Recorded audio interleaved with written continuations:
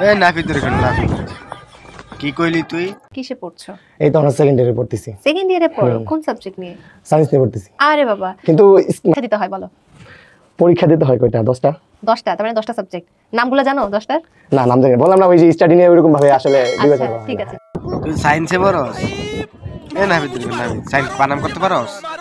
Science বানাম করতো শালা নাবি বেটা একটার বেটি সেরি একটা সেরি ভিতর নাবি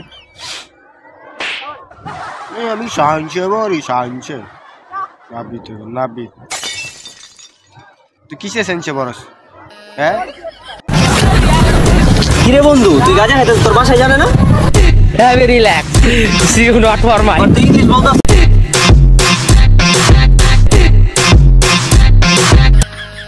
গাঞ্জা ঘর সায়েন্সে পড়স?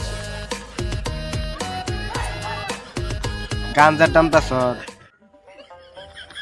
আমি নট ফর মাইন্ড নাবি তোর নাবি সেরি একটা সেরা তখন কি কমু আমি আমার বাসা আমি হারাই ফেলেছি।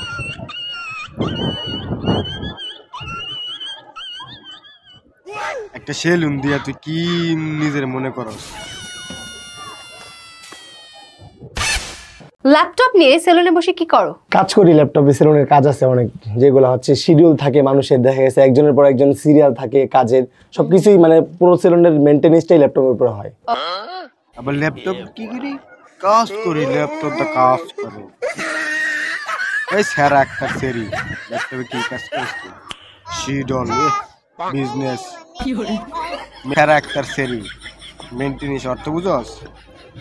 হ্যাঁ তুই কিসের মেইনটেনেন্স করস?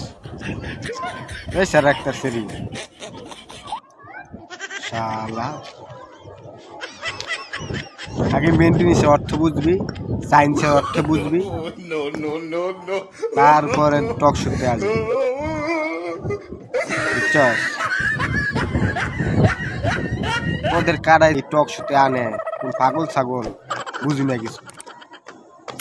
ওরা যেমন পাগল ছাগল তোর ওই আর পাগল ছাগল স্যার একটা সর